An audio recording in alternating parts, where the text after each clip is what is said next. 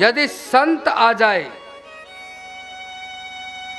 आपके घर, आपकी गली में, आपके मोहल्ला में, आपके नगर में, बिना आमंत्रण के, बिना बुलाए संत आ जाए, तो समझना कि प्रभु की ऐसी विशेष असीम कृपा आपके ऊपर हुई है या होने वाली है।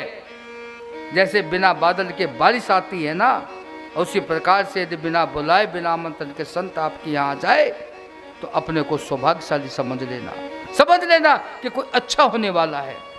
जैसे आज की हमारी कथा में मुझे याद है, हमारे सर मोहनदास जी महाराज का स्वयं का फोन आया, मेरा हृदय गदगद हो गया फोन सुनते ही।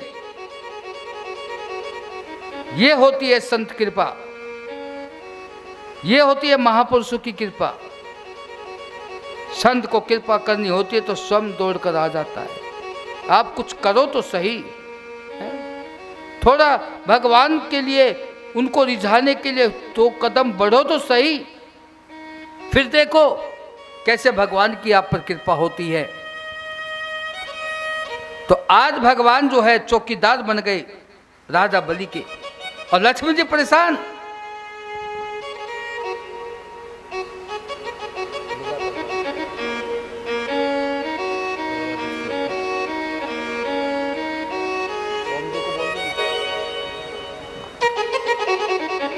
तो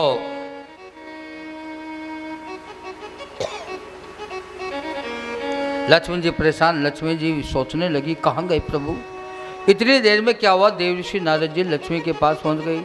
नारायण नारायण नारायण नारायण। लक्ष्मी जी परेशान थी। नारद जी लक्ष्मी माँ से बोले, माँ क्या बात है, चेहरे पर उदासी क्यों छाई है आपके।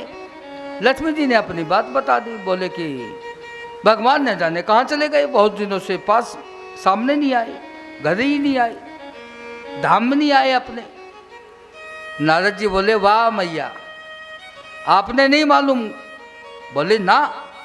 बोले कि वाह, चलो मैं आपको बता देता हूँ, आपको मालूम नहीं, मैं तो घूमता रहता हूँ ना माँ, मैं आपको बता देता हूँ। आपके जो पति देव है ना, आपके स्वामी, वो राजा बलि के यहाँ चौकीदारी कर रहे हैं। बस अब लक्ष्मी को पता लग गया। अब लक्ष्मी क्या किए कि अपना बैकुंठ का घर छोड़, धाम छोड़, और पाताल लोक में राजा बलि के यहाँ पहुंच जाती है। दरवाजे पर जो है भगवान हाथ में लाठी लिए खड़े हैं, चौकीदारी कर रहे हैं। सबसे पहले लक्ष्मी जी अब चौकीदार से ही मिलेगी, क्योंकि दरवाजे पे तो चौकीदारी ही होता है। लक्ष्मी जी ने भगवान को देखा चौकीदारी कर रहे हैं, तो लक्ष्मी जी भगवान से बोली कि क्या यहाँ ऐसे कैसे खड़े हो, चलो, इतना दिन हो गया आप आए भी नहीं, मैं कितनी परेशान थी, वो तो अच्छा हुआ नारद जी ने मुझे बता दिया तो मैं आ गई, चलो। भगवान मुस्कुरा करके बोले कि लक्ष्मी मैं कैसे जा सकता हूँ, आप देख रही हो ना कि मैं यहाँ चौकीदार के रूप में खड़ा हूँ। बोले कि चौकीदारी की ड्यूटी लगी है मेरी, बिना मालिक की इजाज़त के मैं नहीं जा सकता। लक्ष्मी जी ये सुनकर निराश हो गई। वाह प्रभु, आपकी लीला परम्पार है? जगत पालक और चौकीदार बनकर रह गया। भगवान बोले अब तू जाने, तेरा मेरा मालिक जाने, वो इजाज़त दे तो मैं जाऊं। अब लक्ष्मी जी क्या किए, राजा बलि के पास पहुंच गई। जाकर बोली, भैया राम राम। आज लक्ष्मी ने जैसे राजा बलि को भैया कहा, तो राजा बलि के बहन नहीं थी। अब भैया शब्द सुनते ही राजा बलि खुश हो गया, मानो ऐसा लगा कि जैसे राजा बलि नाच रहे हो, इतना खुश हुआ भैया सुनते ही। हाँ बहन, स्वागत है आपका, आइए बैठिए। बड़े आदर के साथ में राजा बलि ने लक्ष्मी माँ को बैठाया और खूब सेवा पानी की। बाद में लक्ष्मी जी बोली, भैया अब थोड़े दिन बाद जो है राखी का त्योहार आने वाला है और मैं आपको राखी बांध कर ही जाऊंगी। राजा बलि और ज्यादा प्रसन्न हो गया, बोले कि बहन ये तो आपने और कृपा कर दी, अब बहन बनी हो और राखी के पर्व पर आप नहीं हो, क्योंकि ये तो भाई बहन का पर्व होता है, बड़ी कृपा बहन आपकी रहिए। राजा बलि ने बहुत खूब सेवा करी लक्ष्मी की।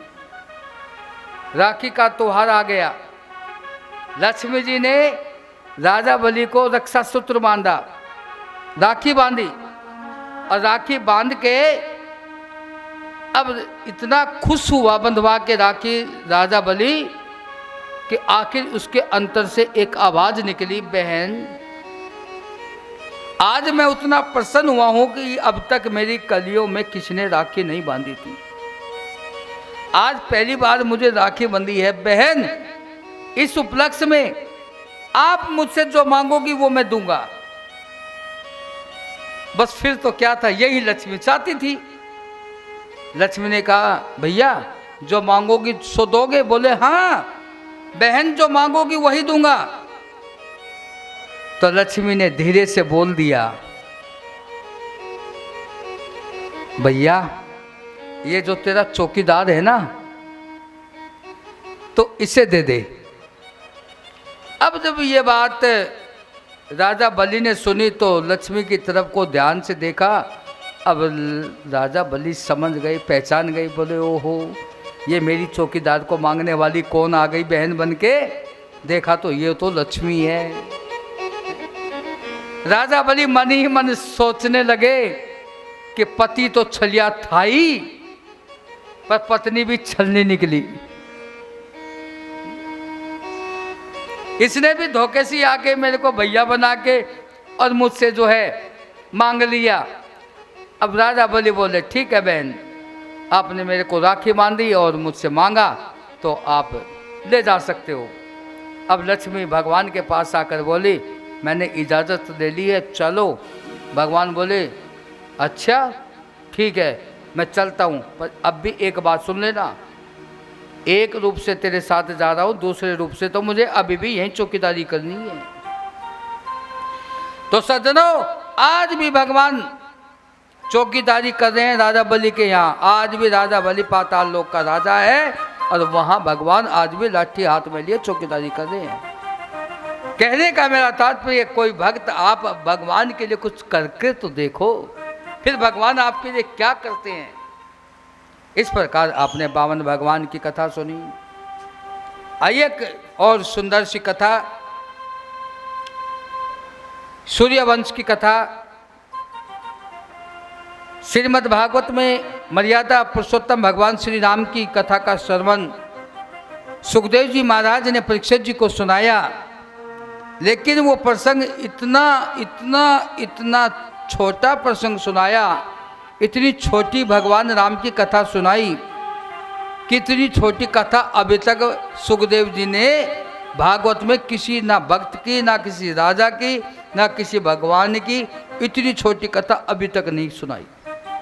जितनी छोटी कथा राम की कथा सुनाई, वह राम की कथा जो राम के कथा व्यास हैं, जो राम कथा वाचक हैं, वो 9 दिन कथा राम की सुनाते हैं तो कथा सुना पाते हैं। लेकिन भागवत के अनुसार छोटी सी राम कथा भगवान राम की सुखदेव जी महाराज ने परीक्षित जी को सुनाई।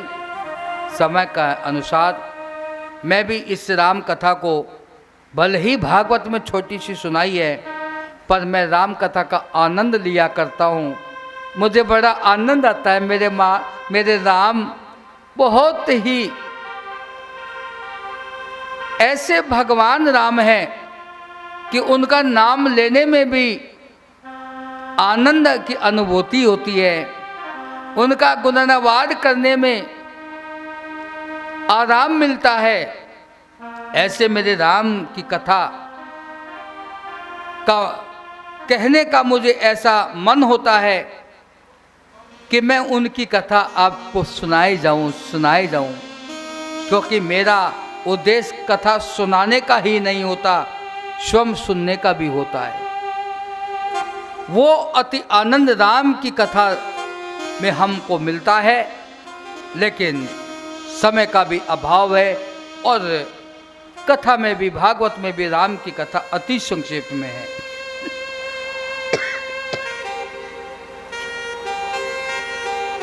अति संक्षेप की जो राम कथा है, यथा बुद्धि यथा शक्ति में आपको कथा का श्रवण कराता हूं। 1 मिनट का भगवान का कीर्तन, क्योंकि राम की कथा प्रारंभ हो रही है।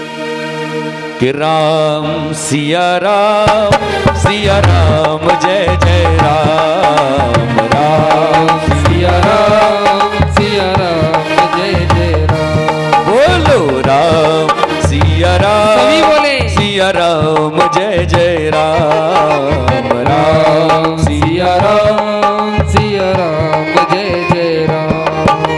राम सिया राम जय जय राम, राम सिया राम जय जय राम, राम सिया राम जय जय राम, राम सिया राम जय जय राम। राम सिया राम जय जय राम, राम सिया राम जय जय राम, राम सिया राम जय जय राम, राम सिया राम जय जय राम। ओ राम सिया राम जय जय राम, राम सिया राम जय जय राम। प्रात काल उठ के रघुनाथा, मात पिता गुरु ना वही माता।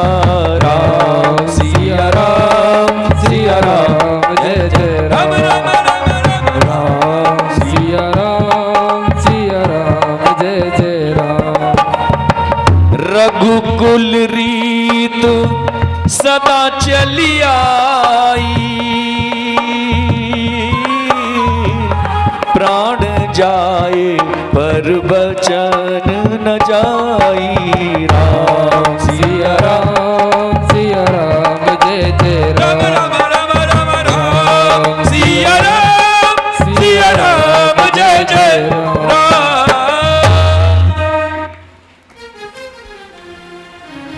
बोलिए भगवान श्री रामचंद्र जी महाराज की जय हो। सज्जनों, यथा बुद्धि यथा शक्ति और यथा समय आप भगवान मर्यादा पुरुषोत्तम श्री राम की कथा का श्रवण करें। आप जैसा कि सभी भक्त लोग भगवान श्री राम की कथा से परिचित हैं, ज़्यादा उनके बारे में बताने की तो जरूरत है नहीं। बाकी कथाएं एक ऐसी होती है कि जिसमें इतना आनंद आता है, एक बार नहीं, 100 बार नहीं, 1000 बार नहीं, लाखों बार भी आप कथा का श्रवण करेंगे तो भी आप कथा सुनते सुनते नहीं थकोगे। भगवान की ऐसी कथा होती है। आप कोई उपन्यास की कोई कहानी एक बार पढ़ो और वही कहानी यदि कभी आपके आंखों के आगे आ जाए तो एक शब्द पढ़ते ही कहोगे कि ये तो पढ़ी पढ़ाई है, सुनी सुनाई है। लेकिन भगवान की कथा का एक ऐसा प्रभाव है कि जितनी बार सुनोगे उतना ही ज़्यादा आनंद आता जाएगा, उतना ही ज़्यादा आनंद बढ़ता जाएगा। यही भगवान की कथा का सार है। जैसा कि आप सभी लोगों ने भगवान राम की कथा के माध्यम से या राम लीलाओं के माध्यम से भगवान राम के बारे में जाना होगा कि भगवान श्री राम महाराज दशरथ के पुत्र थे। दशरथ जी के यहाँ जब कोई संतान ना हुई तो गुरु वशिष्ठ जी के कहने पर और उनके आशीर्वाद कृपा से महाराज दशरथ जी ने पुत्रेष्ठ यज्ञ कराया। उस यज्ञ से प्रसन्न होकर यज्ञ भगवान चरु का प्रसाद लेकर के प्रकट हुए और वह प्रसाद वशिष्ठ जी को दिया गया। वशिष्ठ जी रघुकुल परिवार के गुरु हैं। गुरु जी ने वह प्रसाद महाराज दशरथ जी को दिया। राजन, तुम इस प्रसाद को अपनी पत्नी को दे दो। इतना ही गुरु जी ने कहा था। राजा दशरथ ने वह प्रसाद लेकर उस प्रसाद का 2 भाग किया। एक भाग कौशल्य जी को दे दिया। ये गुरु जी का प्रसाद है, आप ग्रहण करो। आधा भाग जो बचा तो महाराज दशरथ ने उस भाग के भी 2 हिस्से किए। वो एक हिस्सा कैकेयी जी को दिया। अब वह जो उस भाग का जो बाकी हिस्सा बचा था तो महाराज दशरथ ने उसके भी फिर 2 हिस्से किए और उन दोनों हिस्सों को करके फिर कौशल्या और कैकेयी को बोलकर कहा कि ये आप प्रसाद अपने हाथों से सुमित्रा को दे दो। कैकेयी और कौशल्या ने वह बाकी का हिस्सा का बच्चा प्रसाद सुमित्रा जी को दिया। सुमित्रा जी इतनी प्रसन्न हुई क्योंकि वो सुमित्रा है, वो रघुकुल परंपरा की परिवार की बहू है। आजकल की जैसी हमारी माता बहनें होती ना, पतिदेव अपने हाथ से ना दे के अब बराबर की, अब क्या उसको बोला जाता है मैं नहीं बताऊंगा, उससे कह दे कि तू दे दी, तू दिया जाके उसको, तब क्या हाल होगा वो आप समझ लो। लेकिन यहाँ तो वो रघुकुल परिवार की संस्कार की बहुआं हैं।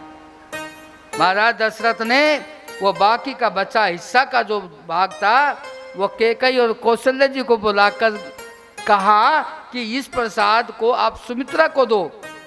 और सुमित्रा को कैकेयी और कौशल्य ने जो वो प्रसाद दिया तो सुमित्रा अति प्रसन्न हुई और सुमित्रा ने कैकेयी और कौशल्य को प्रणाम करके और तभी उस समय भगवान से मनौती मांगी और भगवान से कहा कि हे प्रभु, आप यदि मेरी भक्ति से प्रसन्न हो तो मुझे 2 पुत्र होने चाहिए।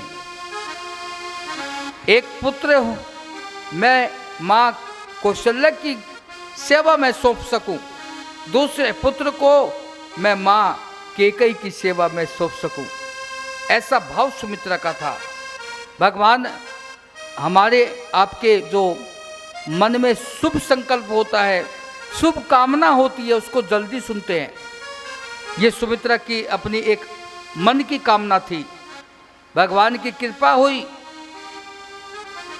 इधर भगवान को जब धरा पर आना होता है, मैंने पहले भी आपको बताया था कि भगवान माँ की कोख से जन्म नहीं लेते, गर्भ में नहीं जाते, वो स्वयं प्रकट होते हैं। भगवान को जब धरा पर आना होता है, भगवान कब आते हैं धरा पर? यदा यदा ही धर्मस्य ग्लानिर्भवति भारता। धर्म का जब हास होने लगता है, असुर वृत्ति ज्यादा पृथ्वी पर बढ़ जाती है, पापाचार अत्याचार ज्यादा होने लग जाता है, तो पृथ्वी परेशान होकर के और देवी देवताओं की सहायता से भगवान के पास जाकर प्रार्थना करती है कि प्रभु आप आओ और मेरे ऊपर जो अत्याचार हो रहा है, असुर वृत्ति की जो वृद्धि हो गई है, उसका विनाश करो, सत्य की स्थापना करो और मेरा कल्याण करो। ऐसा पृथ्वी भगवान से प्रार्थना करती है, गौ के रूप में जाती है भगवान के पास। तो वैसा जब सब कुछ हुआ तो भगवान ने आने का वचन दिया देवी देवताओं को। अब भगवान के आने का समय हो गया। जब भगवान धरा पर आते हैं तो सारे के सारे ग्रह, नक्षत्र, तिथि, दिन, वार सब वातानुकूल हो जाते हैं। एक बात है, हम लोग कोई भी कार्य करते तो मुहूर्त निकलवाते हैं, और कौन सा मुहूर्त पावन होता है, कौन सा मुहूर्त सही होता है? जिस दिन ऐसा कोई दिन हो, वो दिन या तो भगवान ने आके कोई अच्छी सुंदर सी लीला की हो, है? जैसे भगवान कृष्ण ने जो है कार्तिक शुक्ल पक्ष की अष्टमी को गौ की सेवा की, तो गोपाष्टमी हो गया। कितना बड़ा मुहूर्त है, कितना अच्छा मुहूर्त है गोपाष्टमी का। तो कहने का तात्पर्य है, जब भगवान जिस दिन आ जाएं और जिस दिन जो लीला करे वही मुहूर्त होता है। भगवान को आने के लिए मुहूर्त देखने की जरूरत नहीं होती। तो भगवान आए और जिस दिन आए वो उस दिन बड़ा पावन दिन था, बड़ी पावन तिथि थी। चैत्र का महीना, शुक्ल पक्ष की नवमी और सुंदर नक्षत्र, बसंत ऋतु, चारों दिशाओं में हरियाली ही हरियाली, सुगंधित फूल खिले हुए।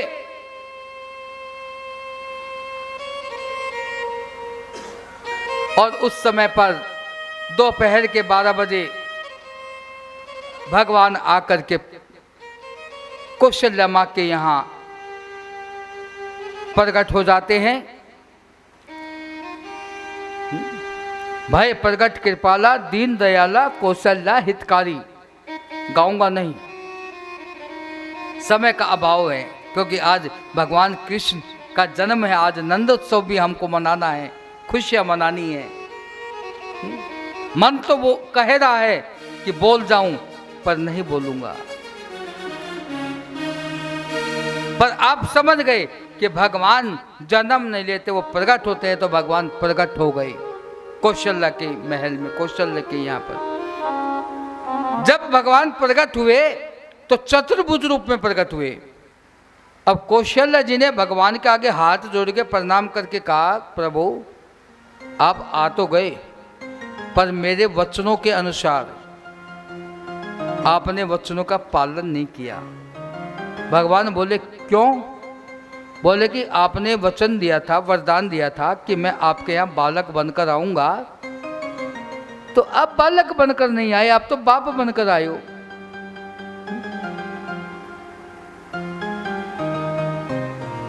भगवान बोले तो माँ फिर मुझे क्या करना होगा? बोले कि आपको बालक बनना होगा, शिशु बनना होगा। भगवान बोले तो ठीक है मैया, बालक बन जाता हूं।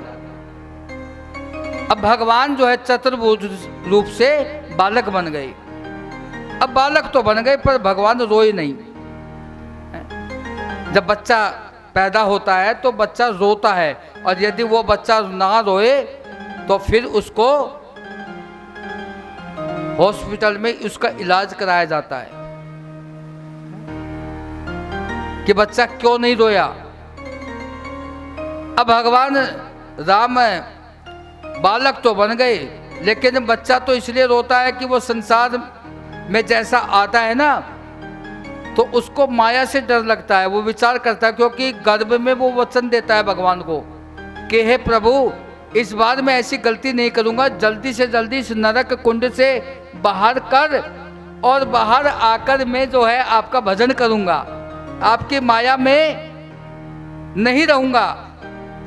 और बाहर आके जैसे हमारी माताएं बहनें कुछ पास में होती हैं, तो कोई कहती है कि देख लाला ये तेरी बुआ है, लाला ये तेरी ताई, लाला ये तेरी चाची, लाला ये तेरी दादी। और जैसे जैसे उसको रिश्ते याद दिलाए जाते हैं, वैसे वैसे बच्चा वो और जोर जोर से रोता है। बोले कि ये ताई दादी बुआ चाची ये पीछे छोड़ गया, फिर मिल गई। भगवान को वचन दिया भजन करूंगा, ये भजन कहाँ करने देगी, इसलिए वो बच्चा रोता है। लेकिन भगवान को क्यों रोना पड़े? वो तो भगवान है। पर जब भगवान बालक का रूप धारण कर लिए तो कौशल्या माँ बोली, प्रभु अभी एक और थोड़ी सी चूक है। भगवान बोले अब काहे की चूक रह गई? बोले कि अब बालक बन गए पर रोए नहीं। भगवान बोले रोना भी पड़ेगा? बोले कि हाँ रोना भी पड़ेगा।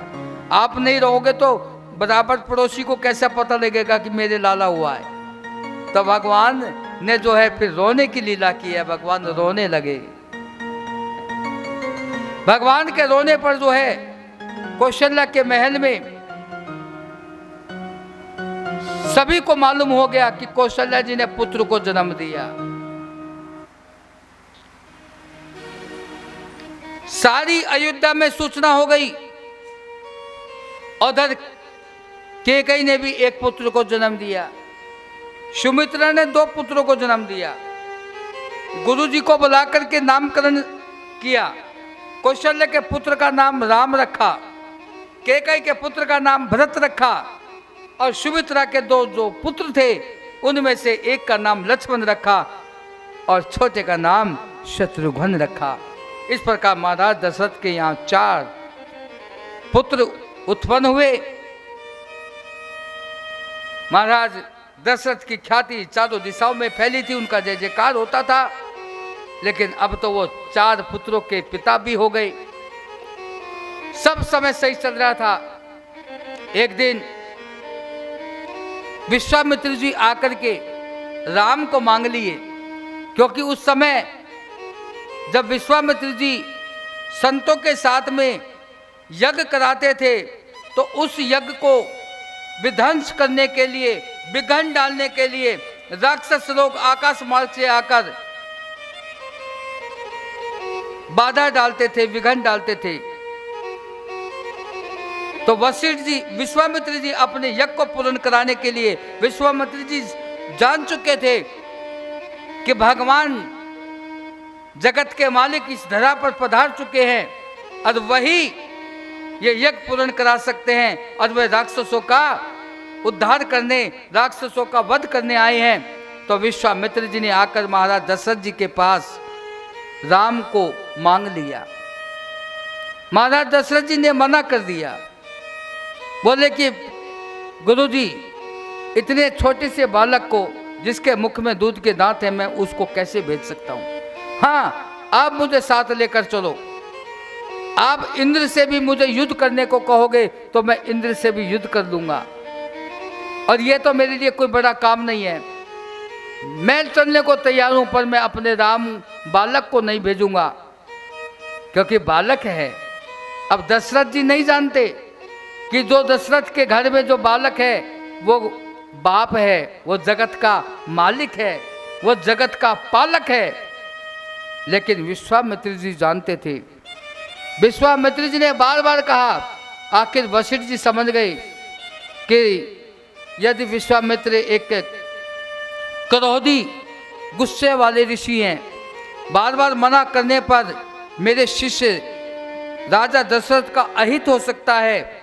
गुरु को अपने शिष्य की परवाह होती है, इसलिए वशिष्ठ जी ने राजा दशरथ जी को समझा दिया। और वशिष्ठ जी के कहने पर महाराज दशरथ ने राम जी को विश्वामित्र के साथ भेजने की बात कह दी। राम जी जाने लगे तो लक्ष्मण जी भी तैयार हो गए। राम और लक्ष्मण दोनों के दोनों विश्वामित्र जी के कदमों के पीछे चलने लगे। चलते चलते रास्ते में ताड़का राक्षसनी आई। सबसे पहले भगवान ने ताड़का का उद्धार किया। बाद में विश्वामित्र की आश्रम पहुँचे। वहाँ विश्वामित्र गुरु की जो है रात को सेवा की। सवेरे सूर्य उदय होने पर जैसे यज्ञ प्रारंभ हुआ तो मारीची स्वभाव जैसे राक्षस यज्ञ को विध्वंस करने के लिए जैसे ही आए, तो भगवान राम ने ऐसा बाण मारा। सबसे पहले स्वभाव को बाण मारा और भगवान राम के एक ही बाण के लगने से स्वभाव का वहीं पर गोविंदाय नमो नमः हो गया। अब मारीच आया।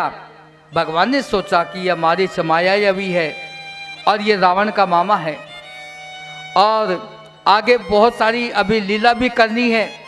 इस राक्षस से आगे भी जरूरत पड़ेगी, तो इसको अभी नहीं मारना है। तो भगवान राम ने ऐसा बाण मारा मारीच को कि प्राण तो गए नहीं, वह घायल होकर 400 किलोमीटर दूर जाकर लंका की भूमि में जा गिरा, घायल होके। इस तरह से जो है विश्वामित्र जी का यज्ञ निर्विघ्न संपन्न हुआ। अब विश्वामित्र जी राम जी से बोले कि राम, अभी आपने एक यज्ञ तो पूर्ण करा दिया, अब एक यज्ञ और बाकी है, और वो यज्ञ है जनकपुर में। वहां भी आपको एक यज्ञ पूर्ण कराना है। यानी कि विश्वामित्र जी अच्छे से जानते हैं कि जैसे इस यज्ञ में मारीच स्वभाव जैसे राक्षस बाधा डालते थे, ऐसे ही वो जनकपुर में भी बड़े बड़े राक्षस लोग वहाँ आएंगे सीता स्वयंवर में, वहाँ पर भी विघ्न बाधा डालेंगे और वह यज्ञ भी भगवान राम के सिवाय कोई पूर्ण नहीं करा सकता है। इसलिए भगवान राम को जो है विश्वामित्र जी ने बहाने से गौल भाषा में बोल दिया कि आपको एक यज्ञ और पूरा कराना है।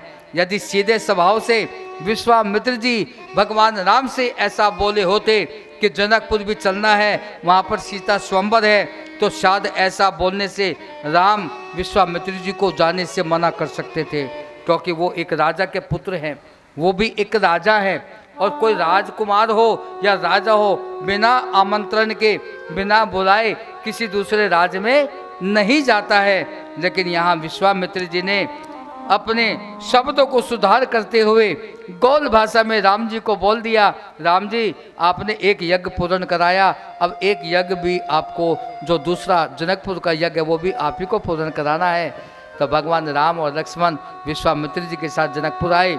जनकपुर में जनक जी महाराज ने संकल्प लिया था, प्रतिज्ञा की थी कि मैं अपनी पुत्री सीता का विवाह उसके साथ करूंगा जो शिव धनुष को उठा करके भंग करेगा, उसी के साथ मैं अपनी पुत्री का विवाह करूंगा। ऐसी प्रतिज्ञा जनक जी महाराज ने की थी। अब भगवान राम और लक्ष्मण जनकपुर में आए। जनक जी महाराज ने विश्वामित्र का स्वागत किया, उनको ऊंचे आसन पर बैठाया और उधर सीता स्वयंवर की तैयारी हो गई। बड़े बड़े राजा महाराजा उस मंडप में आकर के बैठे थे। सबका मन का एक ही भाव था कि मैं उठूं और मैं शिव धनुष को एक कमान की तरह उठा करके तोड़ डालूं और जनक की पुत्री रूपवती सुंदर इस सीता से मेरा अपना विवाह करूं। ऐसा हर किसी एक एक वहां के उपस्थित राजाओं का सबका यही भाव था, यही उन सबका मन था। सब उसी तैयारी में स्वयंवर में शामिल हुए थे। और इधर अब महाराज जनक ने अपने दूतों से कहा कि दूतों उठ करके मेरी प्रतिज्ञा का घोषणा करो। और उसी समय पर जनक महाराज के दूत खड़े हुए और उन्होंने घोषणा की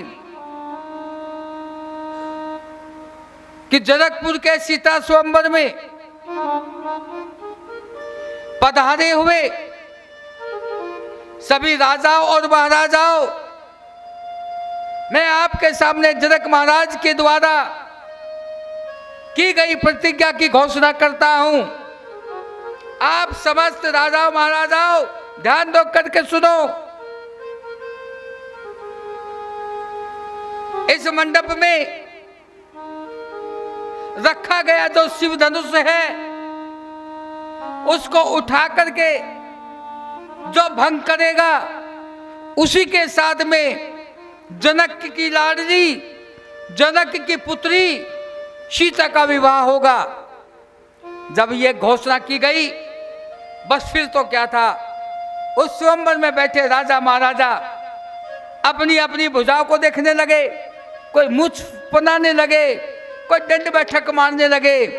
बस हर किसी को एक ही था, मैं जाऊंगा शिव धनुष को उठाऊंगा और ऐसे ही तोड़ डालूंगा। लेकिन सज्जनों एक एक राजा उठा। शिव धनुष को उठाने की बात तो बहुत दूर, तोड़ने की बात तो बहुत दूर, तिल भर भी कोई भी राजा उस शिव धनुष को नहीं उठा सका। क्यों? मुझे लगता है माँ सीता धरती की पुत्री है, पृथ्वी पुत्री है। माँ सीता ने सोचा होगा कि मुझे विवाह राम जी से करना है और किसी से नहीं करना, और यहाँ पर अपना बल का प्रयोग करेंगे और कोई बलपूर्वक किसी ने शिव धनुष को उठा के भंग कर दिया तो मेरी पिताजी की प्रतिज्ञा के अनुसार उसी के साथ मुझे विवाह करना पड़ जाएगा। इसलिए हो सकता है कि माँ सीता ने पृथ्वी से प्रार्थना कर दी हो, हे माँ पृथ्वी आप मेरी सहायता करना, मेरी मदद करना। ये जो शिव धनुष मंडप में जो रखा गया है आप इसको पकड़ लेना, जकड़ लेना, कोई भी इसको उठाए, उठाने मत देना। चुंबक की तरह शिव धनुष को पकड़ के जकड़ के रखना। माँ, हो सकता है माँ सीता ने ऐसा पृथ्वी से कहा हो।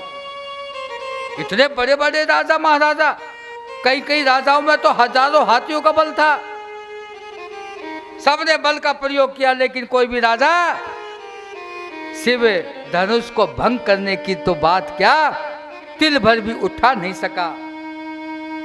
आखिर फिर क्या हुआ?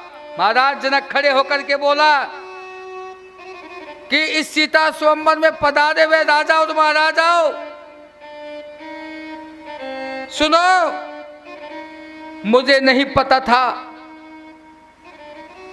कि परशुराम जी के द्वारा यह पृथ्वी क्षत्रियों से विहीन हो चुकी है।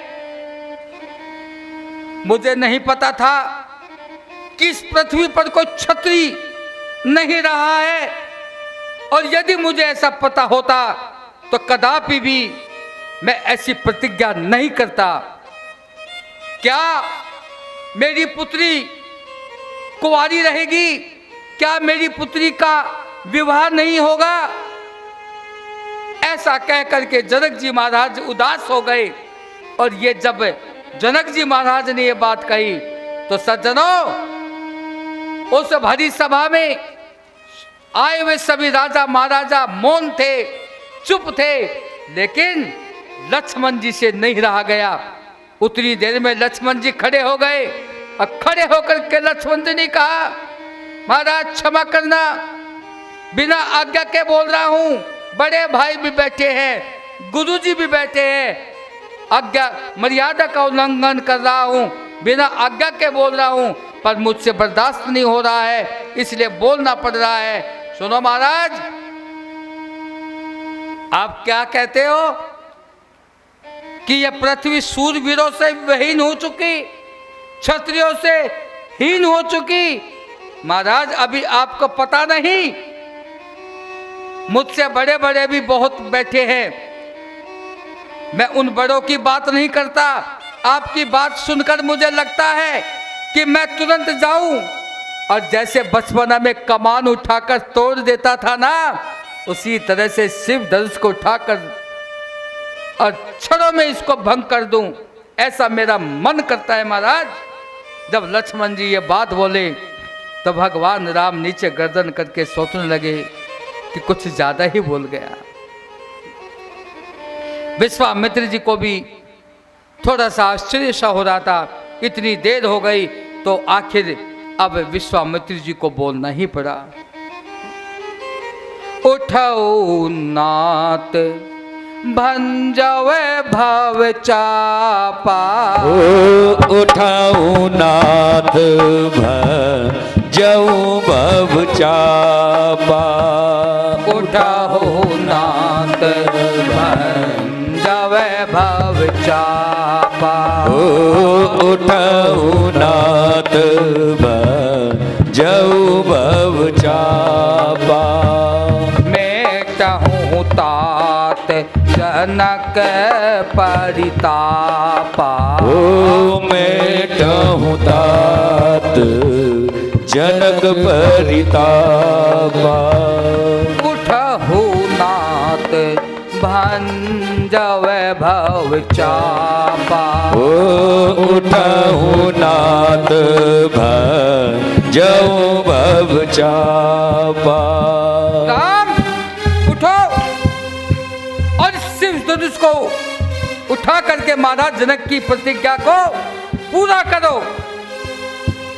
उठहु नाथ भंजवे भव चापा, उठहु नाथ भंजऊ भव चापा, मेटहूँ तात जनक परितापा, मेटहूँ तात जनक परितापा।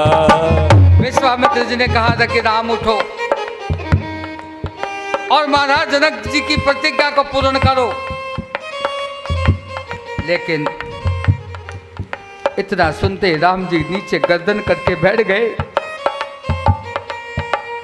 गुरु जी आज्ञा कर रहे हैं, क्या करूं? आज्ञा का पालन करूं या ना करूं?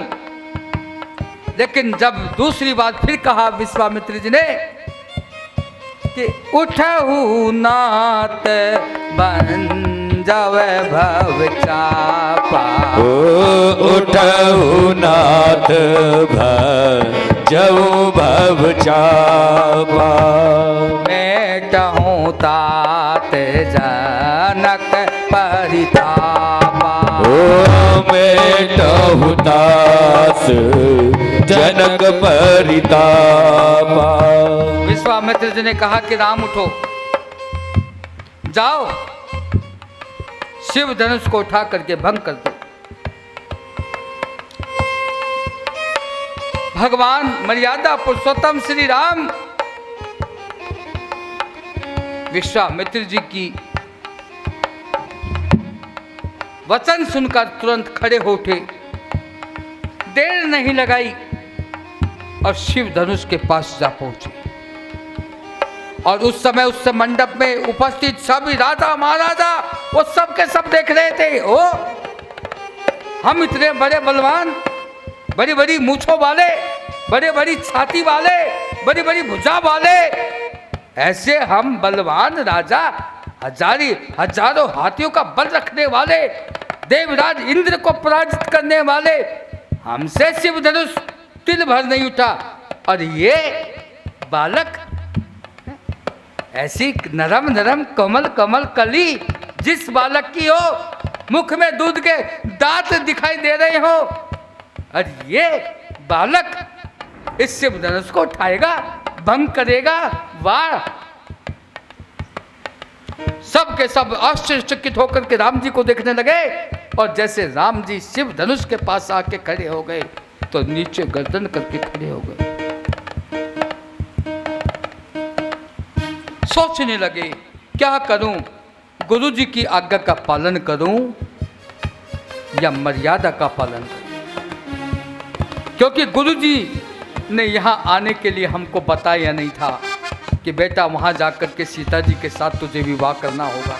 यदि गुरु जी विश्वामित्र ने ऐसा बता दिया होता तो मैं कदापि यहाँ नहीं आया होता। क्योंकि पिताजी की आज्ञा के बिना मैं कैसे विवाह कर सकता हूँ, उनकी बिना आज्ञा के कैसे शादी कर सकता हूँ। वो मर्यादा पुरुषोत्तम है, वो रघुकुल की परंपरा के हैं, वो त्रेता युग के भगवान हैं, वो आज के थोड़ी हैं। कि मोबाइल में बात हो गई, चले गए कोर्ट में, मिनट भी नहीं लगा, ना बाप से पूछा ना माँ से पूछा, मन मर्जी किया और आ गए घर में। अब माँ बाप भी फिर क्या करे भैया, तो आजकल ज़्यादा तो होते नहीं, हमारे हिंदू हैं परिवारों में ज़्यादा बच्चे तो होते नहीं, किसी के एक है या किसी के दो, उससे ज़्यादा होते नहीं हैं। हम मुस्लिम धर्म के थोड़ी हैं कि दर्जनों बालक हुए, हमारे यहाँ तो बस एक। बस मैं तो कहता हूँ हैं अपने हिंदू भाइयों से, हम अपने धर्म समाज के लोगों से हैं कि भाई हमारी वृद्धि बहुत कम है, कम से कम 2 तो होने ही चाहिए, एक जिसके हो तो 2 तो होने ही चाहिए। और ज़्यादा कहूँ मन तो यही है बोलने का, पर खैर महंगाई का टाइम है, सब बातों पर विचार करना पड़ता है। पर मैं फिर वही कहूँगा कि मर्यादा पुरुषोत्तम है भगवान राम, और उन्हें नीचे गर्दन करके खड़े हैं। पिता की आज्ञा नहीं ली है, शिव धनुष तोड़ूंगा तो जनक पुत्री सीता से विवाह करना पड़ेगा। अब बिना पिता की आज्ञा के कैसे विवाह करूं? नीचे गर्दन करके खड़े हैं। विश्वामित्र जी भगवान के भाव को समझ गए, पहुंच तो गई आज्ञा पाकर, लेकिन शिव धनुष को हाथ इसलिए नहीं लगा रहे हैं, सोच रहे होंगे। तो विश्वामित्र जी ने राम जी की तरफ को इशारा कर दिया, प्रभु मैंने आपके पिता की आज्ञा ले ली है। बस फिर क्या था, फिर तो भगवान राम ने अब जैसे शिव धनुष को हाथ लगाने आगे हाथ बढ़ा, तो मानो पृथ्वी ने सोचा होगा कि मैं शेष नाग के ऊपर टिकी हूं, यदि कुछ हुआ, शिव धनुष उठने में देरी हो गई, तो लक्ष्मण जी को यदि गुस्सा आ गया तो मैं जहां हूं वहां नहीं रहूंगी। हो सकता है कि पृथ्वी को डर लगा होगा। पहले तो पृथ्वी ने जकड़ के रखा था, लेकिन पृथ्वी ने एकदम ऐसे छोड़ा।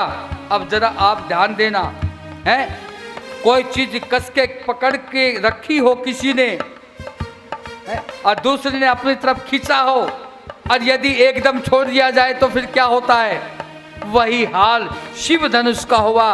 पृथ्वी ने जकड़ के रखा था, लेकिन भगवान राम के आते ही पृथ्वी ने झटके से छोड़ दिया, और छोड़ते ही भगवान राम को शिव धनुष को हाथ नहीं लगाना पड़ा। उससे पहले ही शिव धनुष से उछल के भगवान के हाथ में आ गया। जैसे ही भगवान ने सोचा मैं भंग करूं, तो अपने आप ही शिव धनुष से भंग होकर के दो हिस्सों में बट गया। एक बार प्रेम से बोलना पड़ेगा, बोलिए श्याम रामचंद्र भगवान की जय। भगवान श्री राम ने शिव धनुष को भंग किया। महाराज जनक जी के द्वारा अयोध्या में राम जी को बारात लाने के लिए संदेश भेजा गया, विवाह पत्रिका भेजी गई। उधर महाराज दशरथ जी ने अपने तीनों और पुत्रों को लेकर, दोनों और पुत्रों को लेकर, क्योंकि राम लक्ष्मण तो जनक में है, भरत और शत्रुघ्न को साथ लेकर अयोध्या के जितने भी लोग थे, बच्चे, जवान, बूढ़े, जितने भी लोग थे, सबके सब जनकपुर की लिए सब के सब बारात में शामिल होकर के चल पड़े। और इस प्रकार भगवान राम और सीता जी का विवाह होता है। जिस समय भगवान राम और सीता का विवाह होने लगा और सीता जी वरमाला लेकर आई, और जैसे सीता जी राम जी के गले में वरमाला पहनाने लगी, तो राम जी लंबे थे, सीता जी छोटी थी। राम जी मर्यादा अनुसार जितना झुक सकते थे उतना झुके थे, लेकिन आखिर छत्री थे, छत्री होने के नाते उससे ज़्यादा वह नहीं झुक सके थे। सीता जी का हाथ भगवान के गले तक नहीं जा रहा था। बहुत देर हो गई, वहाँ के राजा महाराजा सब यही सोच रहे थे कि कोई बाधा हो और कोई हमारी बात हो। बहुत देर हो गई। अब राम जी ने लक्ष्मण जी को इशारा किया। लक्ष्मण जी ने भाव दिखा दिया। पहले सीता जी ने, क्योंकि सीता जी को ही बाधा हो रही थी, सीता जी के हाथों से राम जी के गले में माला नहीं पहनाई जा रही थी, तो सीता जी ने लक्ष्मण जी की तरफ को इशारा किया, देवर जी थोड़ी सी मदद करो, है समय ऐसा हो है, माला नहीं पहनाई जा रही है, भगवान इससे ज़्यादा नहीं झुक रहे हैं। तो लक्ष्मण जी ने गर्दन हिला दी, बोले भाभी मजबूर हूँ, आप जो मदद मांग रही हो ना, जिस भाव से, मैं उस भाव से यदि आपकी मदद करता हूं तो ऐसा करने से आपका काम नहीं बनेगा। लक्ष्मण जी सीता जी के भाव को समझ गए। मानो सीता जी ये कह रही हो लक्ष्मण जी से कि देवर जी जरा मेरे नीचे की जमीन को ऊपर कर दो, उठा दो मुझे। पर लक्ष्मण जी भी समझ गए सीता के भाव को और कह दिए कि भाभी ऐसा होने से आपका कार्य पूरा नहीं होगा, क्योंकि जैसे जमीन को उठाऊंगा तो ऐसे ही भगवान भी उठ जाएंगे, बात तो वक्त की वही रहेगी। सीता जी परेशान, राम जी भी परेशान। बहुत देर हो गई, आखिर राम जी को शर्म आने लगी, क्या करें। अब राम जी ने लक्ष्मण जी की तरफ को इशारा किया, भैया बाबू कुछ कर। लक्ष्मण जी समझ गए भगवान के भाव को। बस फिर तो क्या था, लक्ष्मण जी उठे और दौड़ करके आए और भगवान के चरणों में प्रणाम करने लगे। और जैसे भगवान के चरणों में प्रणाम किया तो राम जी ने मौका पाके लक्ष्मण जी को आशीर्वाद देने के लिए जैसे नीचे झुके तो सीता जी को मौका मिल गया और सीता जी ने झट से राम जी के गले में माला पहना दी। बोले श्याम रामचंद्र भगवान की जय। सज्जनों, इस प्रकार भगवान राम और सीता जी का विवाह हुआ। अब देखिए, आप भी भगवान के भक्त हैं और हम भी भगवान के भक्त हैं, और कथा सुनने वाले जो भी श्रोता प्रेमी जो कथा सुन रहे हैं वह भी भगवान के प्रेमी हैं, वो भी भगवान के भक्त हैं। भगवान का भक्त हमेशा भगवान की कथाओं से रस लेता है, आनंद लेता है। भगवान की बाल लीलाओं का जब वर्णन होता है तो हृदय भक्ति से जग उठता है, अति आनंद, मानो हृदय में आनंद नृत्य करने लगता है, नाचने लग जाता है। वो आनंद भक्तों को भगवान की बाल लीलाओं का वर्णन करने से, सुनने से आता है। भगवान के और चरित्र कथा सुनने से अति आनंद आता है। लेकिन यदि भगवान की कोई ऐसी लीला हो कि जिसमें कहना तो हो लेकिन दुख होता हो, तो वो कथा मैं जहां तक समझता हूं कि शायद अब नहीं सुनानी चाहिए, क्योंकि भगवान के जन्म की लीला, बाल लीला, क्रीड़ा लीला, ये सब लीला अति आनंद में थी। कथा सुनते सुनते आनंद आता रहा। लेकिन शादी का भी, विवाह उत्सव, ये भी एक आनंद ही दिलाता है, हैं? लेकिन इससे आगे की कथा आप सब जानते हैं। अब वो कथा जो आप सुनोगे तो उसमें रोना ही रोना आएगा, आनंद नहीं आएगा। कितनी कष्ट उठाए हैं भगवान ने। भगवान को वनवास हुआ ना, कितने कष्ट उठाए भगवान ने, कितनी पीड़ा उठाई है। नंगे पैर कांटों में चले हैं भगवान, साथ में सीता जी भी, लक्ष्मण जी भी। वनवास हो गया, कैकेयी माँ ने उनको वनवास दिला दिया। दशरथ जी के 2 वरदान थे, वो मांग लिए। एक वरदान में जो है भरत जी के लिए राज, दूसरे वरदान में राम जी के लिए वनवास। और उन वरदान को पूरा करने के लिए महाराज दशरथ ने वचन दिया हुआ पूरा किया। बाद में महाराज दशरथ जी राम जी को वन जाते देख अति दुखी हो गए, उनको श्राप भी लगा था और वो भगवान के शुभधाम चले गए, शरीर का त्याग कर दिया। बाद में 14 वर्ष भगवान राम वन में रहे, अनेकों अनेक राक्षसों का संहार किया। और रास्ते में कोई भगवान का भक्त मिला तो उनका भी उद्धार किया। सबरी के झूठे बेड़ खाए, केवट की नौका में बैठ करके गंगा पार किए, लंका में चढ़ाई करने के लिए, क्योंकि हनुमान जी खोज कर ले आए थे कि सीता जी लंका में है, अशोक वाटिका में रह रही है। भगवान राम बानरों की मदद से अपनी सेना बना के हनुमान जी के सहयोग से समुद्र पार करके लंका पहुंच गए। और वहां जाकर के भगवान राम का, जैसा कि आपको मालूम होगा, भगवान राम का और रावण का युद्ध हुआ। और वो ऐसा युद्ध हुआ कि भगवान ने पहले तो लीला करी है रावण को मारने के लिए। रावण मर नहीं रहा था, बहुत देर हो गई। भगवान देखिए लीला करते हैं, और नहीं जरा सी टेढ़ी नजर कर लेना तो यह पृथ्वी क्या प्रकृति उलट पुलट हो जाए, हैं? पर वो जो कुछ भी करते हैं तो लीला करते हैं। तो भगवान ने लीला की, कई देर तक रावण मरा नहीं। आखिर भगवान ने जब संकल्प किया, समझ लिया कि अब अति हो गई, अब इसको मारना अति जरूरी है, तो फिर भगवान ने रावण को एक ऐसा बाण मारा, बस उस बाण से ही रावण का गोविंदाय नमो नमः हो गया। और फिर बाद में राम सीता जी को साथ लेकर अयोध्या आए, और अयोध्या में आके पूरे अयोध्या वासियों ने दिवाली मनाई, खुशियां मनाई, नाचे गाए, हैं, खूब ताली बजाए, ढोल नगाड़े बजे, हैं, सबने खुशियां मनाई है। और राम आपको राज तिलक हुआ है और अब भगवान अयोध्या के राजा बने और माँ सीता अयोध्या की रानी बनी।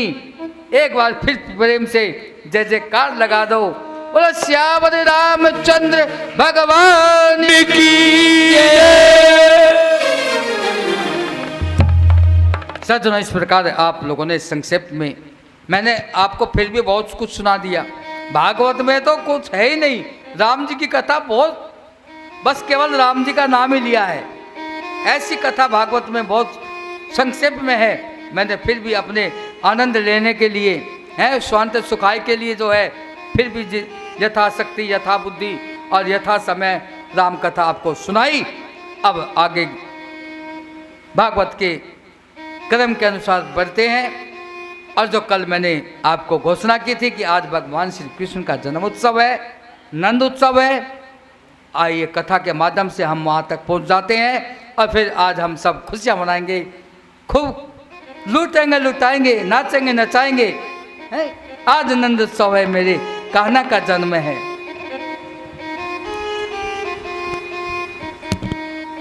सज्जनों, जैसा कि आप लोगों ने कथा में सुना होगा कि महाराज अग्रसेन ने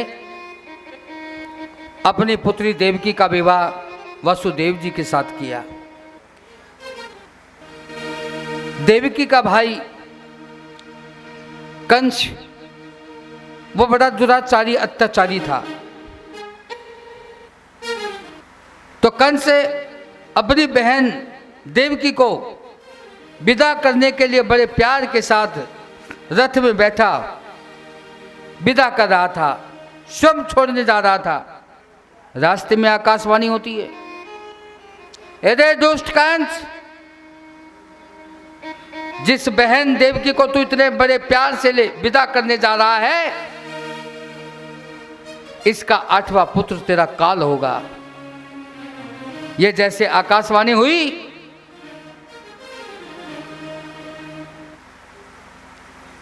तो कंस रथ से नीचे कूद गया। बोला कि देवकी का 8वां पुत्र, ये बहन देवकी का, जिसको इतने प्यार के साथ में विदा कर रहा हूं। फिर तो क्या था, कंस ने म्यान से तलवार निकाल ली और देवकी को मारने के लिए उद्यत हो गया। अब देवकी के पति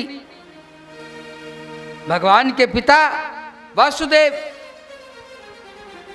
कंस का हाथ पकड़ लिए, बोले कि कंस, अबला स्त्री पर हाथ मत उठाओ। तुम्हें तरीक भी विचार नहीं आता स्त्री पर हाथ उठाते? बोले कि वाह, इसका 8वां पुत्र मेरा काल होगा तो मैं इसको जीवित छोड़ दूंगा। वासुदेव ने कहा, मैं वचन देता हूं, तुम इसको कुछ नहीं कहोगे, छोड़ दो इसको, पर मैं वचन देता हूं, देवकी का जो भी पुत्र होगा, जो भी संतान होगी, आप तो 8वें पुत्र की बात कर रहे हो, और मैं वचन देता हूं जो भी देवकी को संतान होगी, मैं सब की सब संतान आपको सौंप दूंगा, फिर आप जो चाहे सो करना। वासुदेव के वचन सुनकर कंस ने देवकी को छोड़ दिया और फिर कारागृह में उनको बंद कर दिया। पहले देवकी ने एक पुत्र को जन्म दिया। जब पुत्र के रोने की आवाज आई, बच्चे के रोने की आवाज आई, तो जो कंस के जो सिपाही थे, पहरेदारी जो कर रहे थे, वो बच्चे को उठा करके कंस के पास ले आए। महाराज, ये देवकी का पुत्र है, बच्चा है। कंस ने जैसे उस बच्चे को अपने हाथ में लिया मारने के लिए और बच्चे को देखने लगा तो दया आ गई। एक बात और सुनना, संत के हृदय में दया होती है, भक्तों के हृदय में दया होती है, और असुरों के राक्षसों के हृदय में दया नहीं होती। और यदि कभी दया उनके हृदय में आ जाए ना, तो समझ लेना कि कुछ गड़बड़ होने वाला है। सावधान, कंस अत्याचारी है, दुराचारी है, उसके अंदर दया नहीं है। लेकिन आज उस बच्चे को देख के कंस के अंदर दया आ गई। देखकर सोचने लगा, अरे छोटा बच्चा, इसको क्यों मारूं? आकाशवाणी तो ये हुई थी कि देवकी का 8वां पुत्र मेरा काल होगा। दया करके कंस ने देवकी के पहले पुत्र को छोड़ दिया। यह बात नारद जी को हजम नहीं हुई। क्यों? अर्थ का अनर्थ मत करना। वो हजम इसलिए नहीं हुई कि राक्षस है, दया करेगा तो भगवान को आने में देर लगेगी। जितना ये जल्दी देवकी के पुत्रों का मारे, उतना जल्दी 8वां पुत्र हो और वो भगवान आए और फिर भक्तों का कल्याण हो, राक्षसों का संहार हो। तो नारद जी ने लीला की। नारद जी आए और कंस को आके समझा गए। कंस ने कहा मैं अपने पहले पुत्र को छोड़ दिया। बोले ये तूने बड़ी गलती की। बोले क्यों महाराज? बोले कि अरे आकाशवाणी हुई थी कि देवकी के 8वां पुत्र मेरा तेरा काल होगा, ये घोषणा हुई थी ना। बोले हाँ। तो बोले कि ये तो पहले ही पुत्र था। नारद जी बोले बहुत बड़ी गलती की तूने। नारद जी ने क्या किया कि चक्र खींचा और 8 बिंदु लगा दिए। बोले कि जिधर से गिनना शुरू कर, आखिरी का 8वां ही होगा। अरे ये पहला पुत्र से गिनती करोगा तो 8वां ही होगा। और यदि 8वां पुत्र जब होगा उधर से क्रम वाइज ऐसे गिनती करेगा तो पहला पुत्र भी 8वां हो सकता है। वो छलिया है, उसका कोई पता भरोसा नहीं। अब ये उल्टी बात राक्षसों के दिमाग में बहुत जल्दी आती है। समझ गया। अब कंस ने पहले पुत्र को बुला के और उसका गोविंदाय नमो नमः कर दिया। इस प्रकार देवकी के 6 पुत्रों को मौत के घाट उतार दिया कंस ने। 7वें पुत्र के रूप में मां देवकी के गर्भ में बलराम जी आए। भगवान समझ गए कि माता पिता जेल में बंद हैं, कंस का पहरा लगा है, कुछ हो गया तो मैं अकेला रह जाऊंगा। अब कम से कम एक तो चाहिए जो साथ में खेले बात करे हैं। 2 भाई तो हम होने ही चाहिए।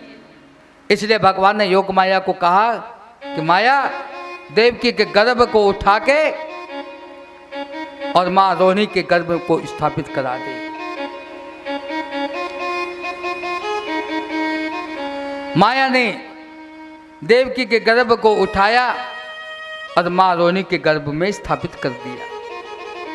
कुछ समय बाद रोहिणी के गर्भ से एक बच्चा उत्पन्न हुआ और उस बच्चे का नाम रखा गया बलराम। दाऊ जी तो इसलिए एक बार तो प्रेम से बोल दो भाई, बोलिए बलराम जी महाराज जी की जय। अब 8वें पुत्र के रूप में भगवान श्री कृष्ण वसुदेव और देवकी के कारागृह में प्रकट हो जाते हैं और वसुदेव और देवकी 7 ताले अंदर बंद है।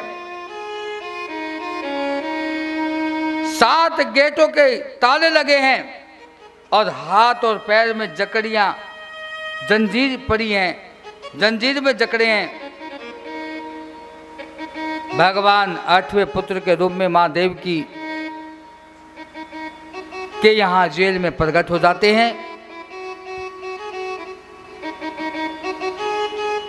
भगवान के प्रकट होने पर जयकारा तो बनता है भाई, पर नहीं, जयकारा दिलाऊंगा अभी तो कंस मामा को पता लग जाएगा। बाद में ही कर लेते हैं जयकारा। भगवान प्रकट हुए, वसुदेव और देव की मां ने पहले भगवान की स्तुति की, उनको वंदन किया, क्योंकि चतुर्भुज रूप में प्रकट हुए हैं। और भगवान जो है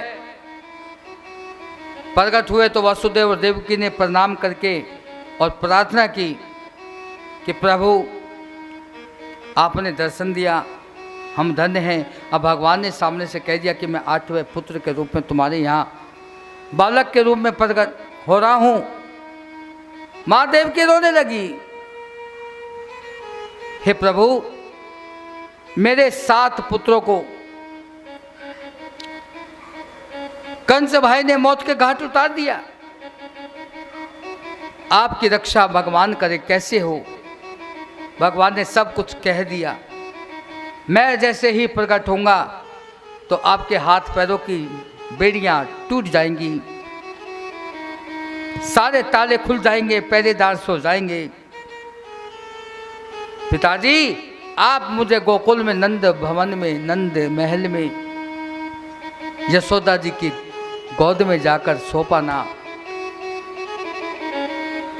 वसुदेव जी भगवान के कई अनुसार जैसे भगवान प्रकट हुए तो भगवान एक टोकरी में भगवान को विराज, वसुदेव जी अपने एक टोकरी में भगवान को विराजते हुए सिर पर धारण करके, और उसी समय पर बेड़ियां टूट गई, ताले खुल गए, पहरेदार सो गए और वसुदेव जी लेकर चले हैं गोकुल के लिए।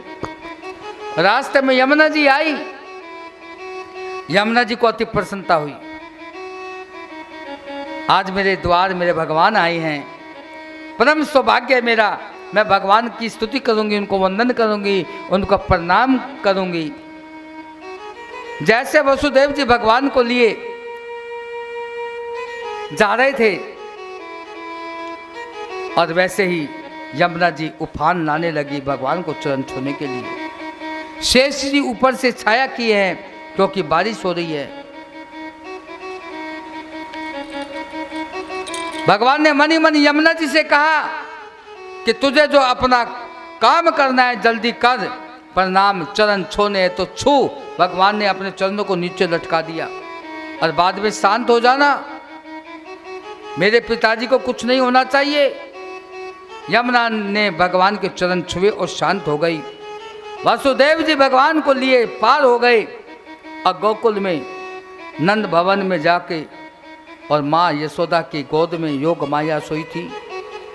योग माया को उठा के भगवान को पधरा दिया। बड़े सुंदर सुहाने अवसर पर भगवान प्रकट हुए। भादव का मास है, कृष्ण पक्ष है, अष्टमी तिथि है, रात के 12 बजे हैं, दिन बुधवार है, रोहिणी नक्षत्र है। ऐसे शुभ मुहूर्त में भगवान जो है प्रकट हुए और भगवान अब योग वसुदेव जो है वो योग माया को लाके और वापस जैसे मथुरा वसुदेव और देव की जिस कार्यगृह में थे उस कार्यगृह में वसुदेव योग माया को लेकर जैसे वापस पहुंचे तो वैसे के वैसे ताले बंद हो गए।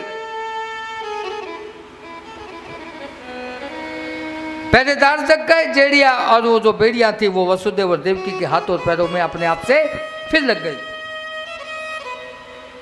और अब वह योग माया जब तक कुछ नहीं बोली ना रोई, और जैसे ही कारागृह में आई तो योग माया रोने लगी। बच्चे के रोने की आवाज पहरेदारों को सुनाई पड़ी और पहरेदारों ने कंस को जाकर सूचना दी।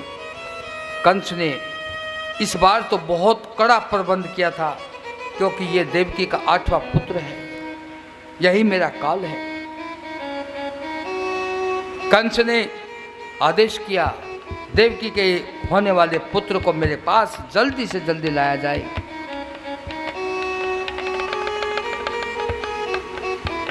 कंस के पहरेदारों ने देवकी के उस पुत्र समझ कर योग माया को अपने पास बुलाया और कंस ने जैसे ही योग माया को अपने हाथ लिया ये समझते हुए कि यही देवकी का 8वां पुत्र है और मारने के लिए जैसे उद्यत हुआ तो योग माया कंस के हाथ से निकलकर और आकाश मार्ग से उड़ती हुई आकाशवाणी दी, अरे दुष्ट कंस, तेरे मारने वाला तेरा काल पैदा हो चुका है, ब्रज में पैदा हो चुका है। ऐसा बोलती हुई योग माया जाके अवंतिका के रूप में अपना स्थान ग्रहण कर लेती है गंगा जी के किनारे। सज्जनों, इस प्रकार अब भगवान जो हैं गोकुल में नंद जी के यहाँ कौशल वो यशोदा जी की गोद में लेटे हैं। यशोदा जी ने योग माया को देखा था, एक कन्या को देखा था रात को सोने से पहले, और सुबह उठी तो कन्या तो थी नहीं, लाला था।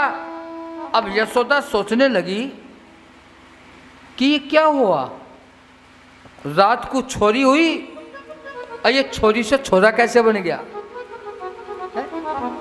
अरे रात कमाल हो गया, रात ने लड़की और सुबह उठते ही लड़का।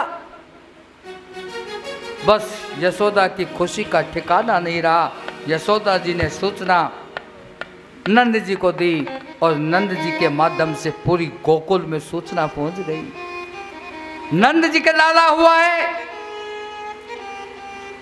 इतना सुनते ही पवन को शर्मा दे, तूफान की तरह पूरी गोकुल के बच्चे, बूढ़े, माताएं, बहनें, ग्वाल बाल, सखा सखी, जिसने भी सुना सबके सब दौड़ करके और नंद भवन में आ गए। अब सज्जनों, अब हम नंद उत्सव मनाएंगे। उससे पहले बस 2 सूचना मैं आपको देने जा रहा हूं।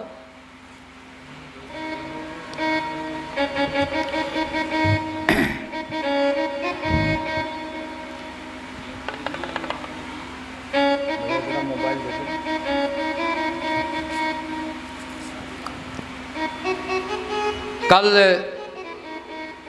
की जो कथा है, आज तो आप लोग बड़ी धूमधाम के साथ में नंदोत्सव मना रहे हैं, और कल की कथा में आप लोग जो हैं भगवान बाल कृष्ण की लीला को सुनेंगे और गिरिराज महाराज की लीला का वर्णन, गोवर्धन की पूजा की कथा भी कल आप लोग सुनेंगे।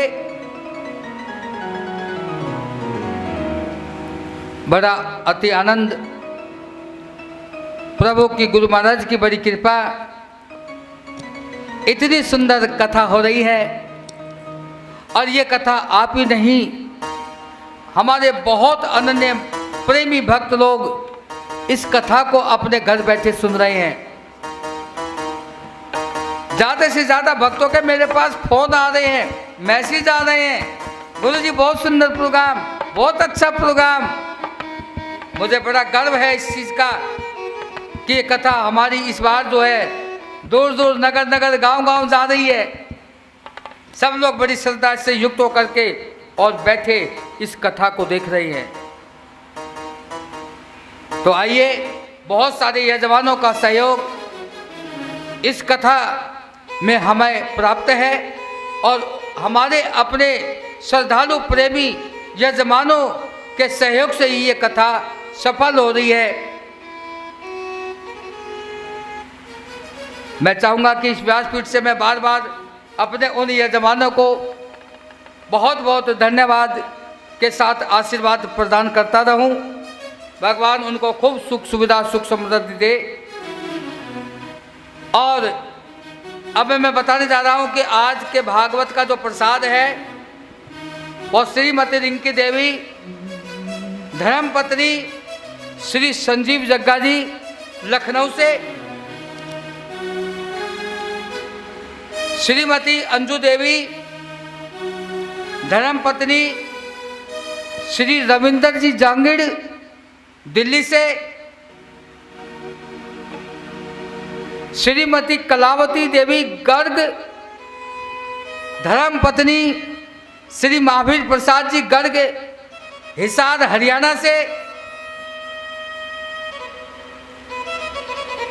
और एक और हमारे प्रेमी भक्त श्रीमती बबली देवी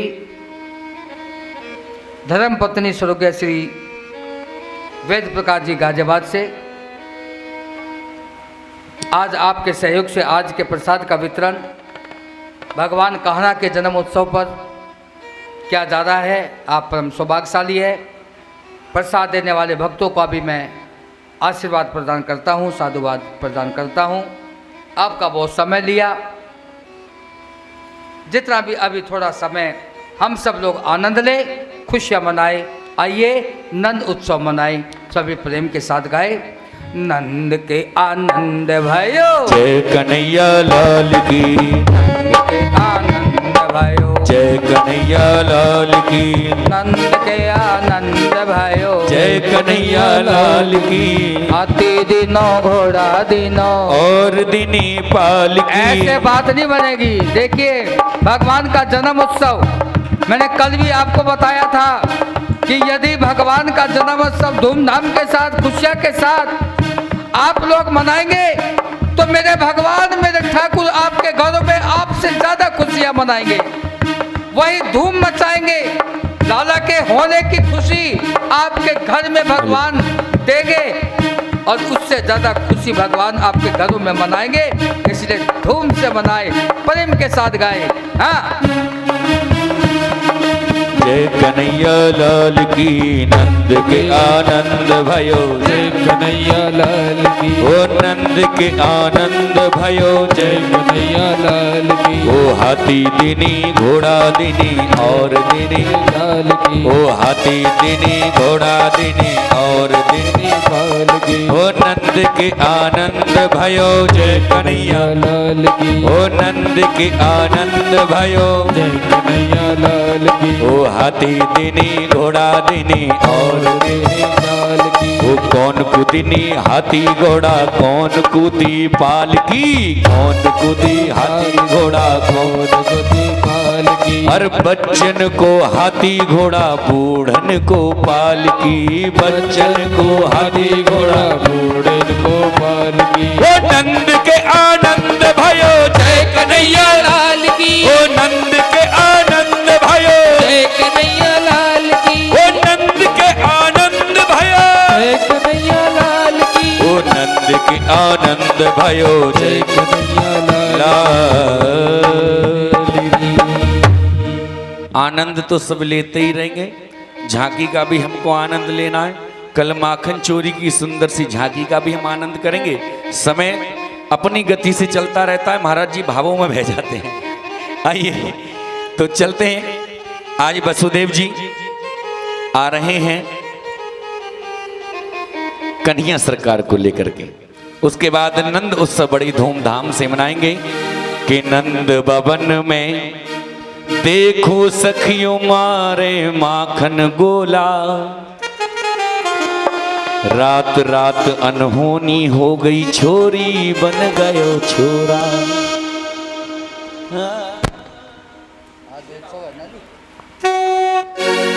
आइए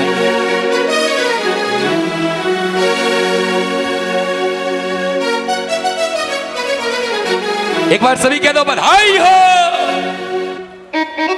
अब आराम है, किसी की भी आवाज निकली बधाई हो। अभी तो मैंने बस बुलवाया है, मांगी तो है ही नहीं जी, किसी से भी जब भी आवाज नहीं निकलनी। जय गौर सभी कहो बधाई हो, बधाई हो, लाला की बधाई हो, बधाई हो। आइए पहले वासुदेव जी लाला को लेकर के आएंगे, कन्हैया सरकार को लेकर के आएंगे। उसके बाद नंद बाबा खुशी मनाएंगे, फिर हम यहाँ से लूटेंगे और लिटाएंगे, बधाई गाएंगे, नाचेंगे कूदेंगे। क्योंकि गुरुजी महाराज बताते हैं जो भगवान का उत्सव बड़ी धूमधाम से मनाता है, भगवान उसके घर में उत्सव ऐसे ही मनवाते हैं। जिसका मन करे वो बधाइयों में नाच कर भी मना सकता है बधाई। आज किसी को रोकथाम नहीं है। कि तेरी गोद में आयो लाल, बधाई दे देरी मैया, अर दे देरी मैया, बधाई दे देरी मैया, अर दे देरी मैया, बधाई दे देरी मैया। के झूले के झूले पलना में गोपाल बधाई दे देरी मैया झूले पलना में गोपाल बधाई दे देरी मैया दे देरी मैया बधाई दे देरी मैया दे देरी मैया बधाई दे देरी मैया तेरी गोद में आयो लाल बधाई दे देरी मैया तेरी गोद में आयो लाल बधाई दे देरी मैया ताली की सेवा करते हुए सभी जय हो श्री राधे हरि बोल ताली बजाएं सभी दोनों हाथों की ताली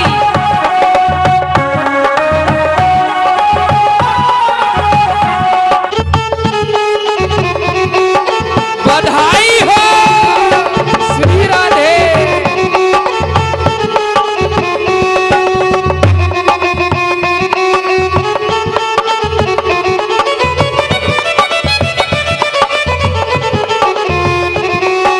दे दे हमको मुदरी पायल लहंगा चूंदड़ साड़ी दे दे हमको मुदरी पायल लहंगा चूनर साड़ी दे दे हमको मुदरी पायल लहंगा चूंदड़ साड़ी दे दे हमको मुदरी पायल लहंगा चूंदड़ साड़ी अरे कंजूसी से काम चले ना अरे कंजूसी से काम चले ना दे दे मोटर गाड़ी उनको तो तिलक करके नौछावर करे बधाई तो बाद में लूंगा मैं अभी तो मैं गा रहा हूं हाँ कंजूसी से काम चले ना दे दे मोटर गाड़ी तेरी तेरी तेरी गोद में आयो लाल बधाई दे देरी मैया तेरी गोद में आयो लाल बधाई दे देरी मैया दे देरी मैया बधाई दे देरी मैया दे देरी मैया बधाई दे देरी मैया तेरी गोद में आयो लाल बधाई दे देरी मैया तेरी गोद में आयो लाल बधाई दे देरी मैया तिलक करो पहले आप लोग तिलक करो श्री राधे इनकी गोद में तिलक सभी करो ताली की सेवा करते हुए जरा तालियों के साथ दोनों हाथों की ताली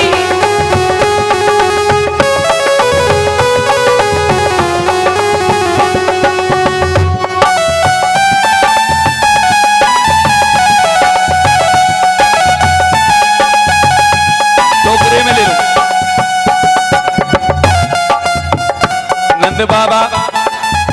नंद बाबा और यशोदा जी इधर को एक बार दर्शन करा दो दोनों जने एक बार सभी कह दो बधाई हो बधाई हो एक बार और कह दो बधाई हो बधाई हो लाला की बस यही कंजूसी कर जाते हो लाला की बधाई हो बधाई हो क्या बात है देखो हाँ जी पहले नंद बाबा यशोदा एक फोटो करा दो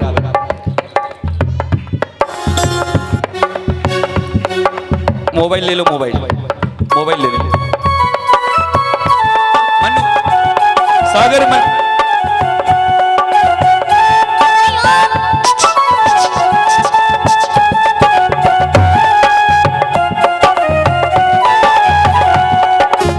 मोबाइल दे दो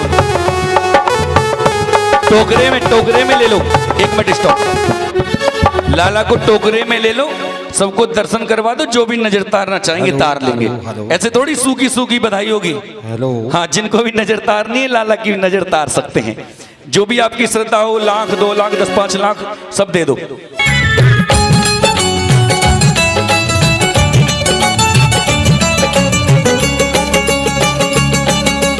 खुल गए सारे ताले वाह क्या बात हो गई खुल गए सारे ताले वाह क्या बात हो गई जब से जन्म करामात हो गई जब से जन्मे कन्हैया करामात हो गई आंगन घोर अंधेरा कैसी रात हो गई आंगन घोर अंधेरा कैसी रात हो गई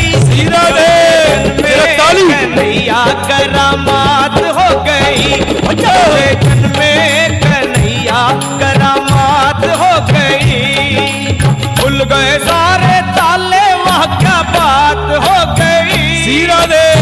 खुल गए सारे ताले, ओए क्या बात हो गई। जब जरा बजा के ताली।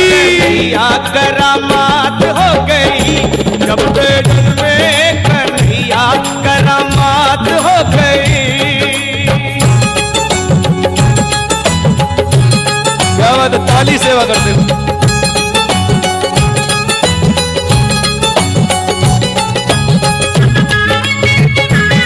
क्या बात।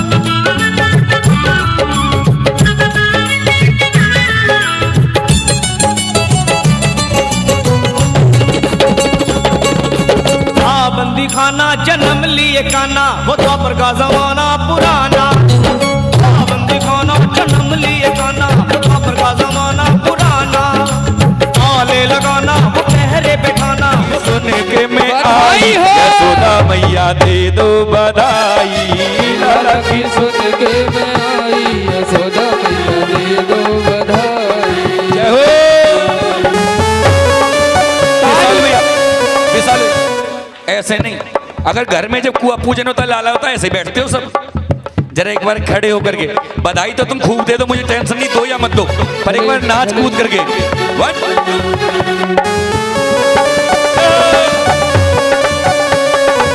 श्री राधे घूमते हुए राधे श्री राधे। राधे।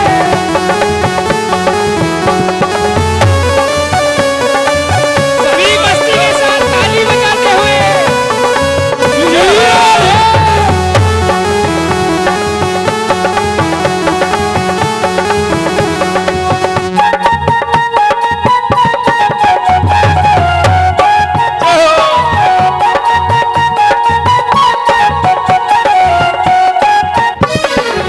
लहंगा भी लूंगी मैं तो चूनर भी लूंगी, लहंगा भी लूंगी मैं तो चूनर भी लूंगी।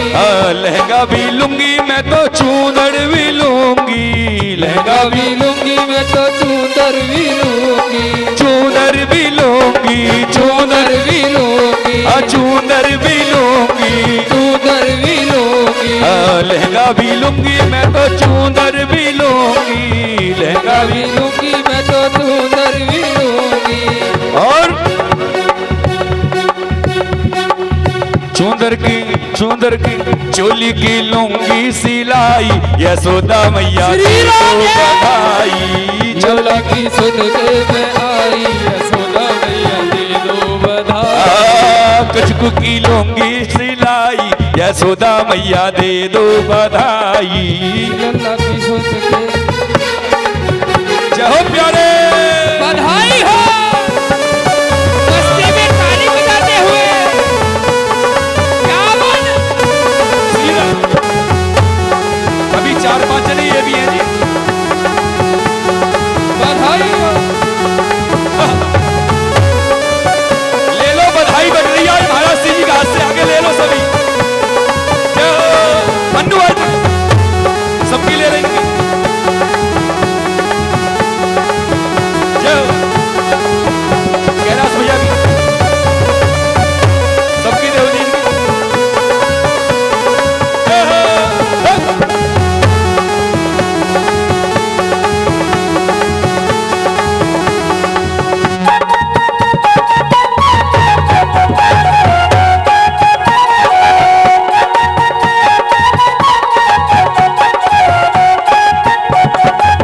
टीका भी लूंगी मैं तो नथनी भी लूंगी, टीका भी लूंगी मैं तो। टीका भी लूंगी मैं तो नथनी भी लूंगी, टीका भी लूंगी मैं तो नथनी भी लूंगी। नथनी भी लूंगी, नथनी भी लूंगी। नथनी भी लूंगी। नथनी भी लूंगी। टीका भी लूंगी मैं तो नथनी भी लूंगी, टीका भी लूंगी मैं तो नथनी भी लूंगी। नथनी की लूंगी गढ़ाई, यशोदा मैया दे दो बधाई।